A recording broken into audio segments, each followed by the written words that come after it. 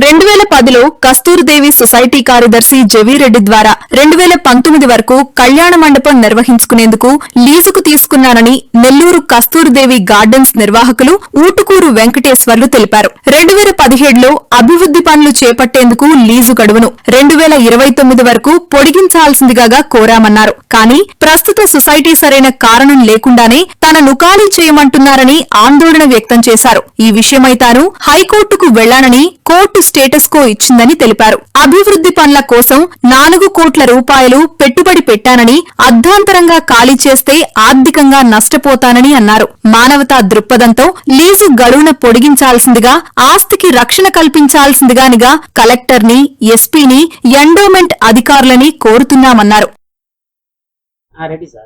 పత్రికా మిత్రులకి నమస్కారం. నా పేరు ఊటుకూరు వెంకటేశ్వరరావు. నేను 2010లో ఈ కస్తూరి విద్యాలయం కమిటీ వారు పిలిపించి నాకు 4 ఎకరాలు స్థలంని లీజుకి ఇచ్చారు. కళ్యాణ మండపం కట్టుకొని వ్యాపారం చేస్తూ అట్లానే స్కూలు విద్యార్థులకు aided school Bedavada Gopal Reddy college మహిళా కళాశాల ఉండేటప్పుడు దానికోసం నాకు లీజుకి ఇచ్చారు. అప్పుడు కమిటీ సెక్రటరీ దేవిరెడ్డి గారు. తర్వాత 2017లో అభివృద్ధి పనులు చేపట్టే దానికోసంగా నేను కమిటీ వారిని కోరటమైనది. వారు కూడా దానికి సమ్మతించి నాకు 2029 దాకా 2019 నుంచి 2029 దాకా లీజు గడువుని పెంచి రిజిస్టర్ లీజ్ డీ డాక్యుమెంట్ ఇవ్వడం జరిగింది. అట్లానే రెంటల్ కూడా పెంచారనమాట. 2018లో కస్తూరిదేవి విద్యాలయ కమిటీ మార్పు జరిగింది. అప్పుడు వేరే కొత్త కమిటీ వచ్చినారనమాట. వాళ్ళు వచ్చి ఇప్పుడు మీరు చూస్తున్న జీవికే స్కూలు కట్టేదానికి అప్పుడు ఆ ప్లేస్ కూడా దీంట్లోనే ఉండేది నాకు ఇచ్చిన లీజులో. సరే స్కూల్ మంచి కోసం అని చెప్పి నేను కూడా దాన్ని అంగీకరించి ఆ సైట్ వాళ్ళకి ఇచ్చి నేను పక్కన స్థలం తీసుకున్నాను. స్వచ్ఛందంగానే ఇచ్చాను. అప్పుడు వాళ్ళు నాకు 2029 దాకా నా లీజుని పొడిగిస్తాం, అట్లానే ఉంచుతామని చెప్పి ఫస్ట్ 2024 దాకా, తర్వాత 2026 దాకా ఇచ్చి ఇప్పుడు నన్ను ఖాళీ చేయమంటున్నారు. నేను 2017లో ఎప్పుడు అభివృద్ధి పనులు దీన్ని మాడిఫై చేయటం అప్పుడు నేను 4 కోట్ల రూపాయలు ఖర్చు పెట్టి దీన్ని ఏసీగా మొత్తం అందంగా తీర్చిదిద్దటం జరిగింది. సో నాకు నా మధ్యలో కరోనా కూడా 2 సంవత్సరాలు నాకు వెళ్ళింది. అని సదరు కమిటీని ఇప్పుడున్న కమిటీని అడిగాను నా లీజ్ టైం నాకు ఇవ్వమని. ఈ లోపల 59 పిల్ ఒకటి హైకోర్టులో దాఖలైంది. ఇది ఎండోమెంట్ వారి స్థలము. ఎండోమెంట్ శాఖ విచారించి చట్ట ప్రకారం తిరిగి చర్య తీసుకోవాలని ఒక పిల్లు వేశారు. అదే అంశాన్ని నేను ఇప్పుడు హైకోర్టులో ఒక రిట్ 18360 రిట్ ఒకటి వేసి, సార్ ఇది కమిటీదే లేదు ఎండోమెంట్దా అని పరిశీలించమన్నాను.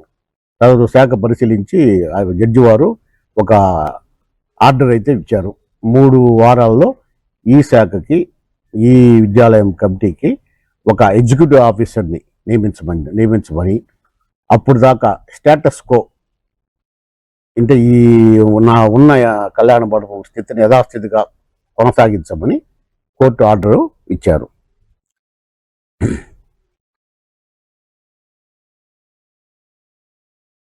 అందుకని నేను ఈ విద్యాలయ ఆస్తిని 2029 దాకా నా లీజ్ హక్కులో ఉన్న కళ్యాణ మండపాన్ని పరిరక్షించి ఎటువంటి అక్రమ జోక్యాలు, ఆక్రమణలు, కూల్చివేతలు జరగకుండా తగిన రక్షణ కల్పించాలని మన గౌరవ జిల్లా కలెక్టర్ గారికి, అట్లానే మన పోలీస్ సూపరింటెండెంట్ గారికి, ఎండోమెంట్ శాఖ వారికి, అట్లానే మన ఎండోమెంట్ మంత్రి గారికి అందరికీ హృదయపూర్వకంగా కోరుకుంటున్నాను. అలాగే ఈ హైకోర్టు ఉత్తర్వులను అందరూ గౌరవించి స్థలాన్ని తమ చేతుల్లోకి తీసుకోకుండా న్యాయస్థాన ఆదేశాలకు అనుగుణంగా వ్యవహరించాలని ప్రజలకు, అధికారులకు వినమ్రంగా నా విజ్ఞప్తి చేస్తున్నాను. అంటే మా యొక్క ప్రథమ విన్నపం ఏంటంటే, నా యొక్క పాత ఏదైతే లీజు హోల్డ్ 2029 దాకా ఉందో ఆ 29 దాకా నా లీజుని కంటిన్యూ చేయమని చెప్పి మెయిన్ విన్నపము. దాన్నే నేను కోర్టు వారిని కూడా కోరడమైనది. దాంతోపాటు నేను 2018లో 40 లక్షల రూపాయలు దీనికి సంబంధించి మున్సిపాలిటీకి కూడా అన్ని ట్యాక్సులు అన్ని కలిపి నేను డబ్బులు కూడా కట్టి ఉన్నాను. సో వాళ్ళ అనుమతి కోసం అన్ని కట్టాను. వాళ్ళు ఓకే అన్నారు.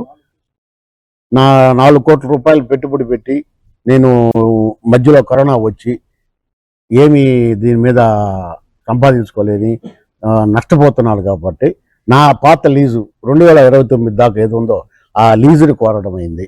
అటు కమిటీ వారిని కానీ ఇటు కోర్టు వారిని కానీ నేను కాబట్టి నా 2029 దాకా నా లీజుని కంటిన్యూ చేయమని కోరుతున్నాను. ఆగస్టు 5 వరకు ఇచ్చున్నాను. అవును, అది వాళ్ళు చేయాలి. అపాయింట్ ఏం చేస్తారో మనకు తెలీదు. ముందు ఈవో గారిని అపాయింట్ చేస్తారు కదా, స్టేటస్ కో. అది ఒకటే కాదు, ఈవోని అపాయింట్ చేయమని ఇచ్చున్నారు. అవును,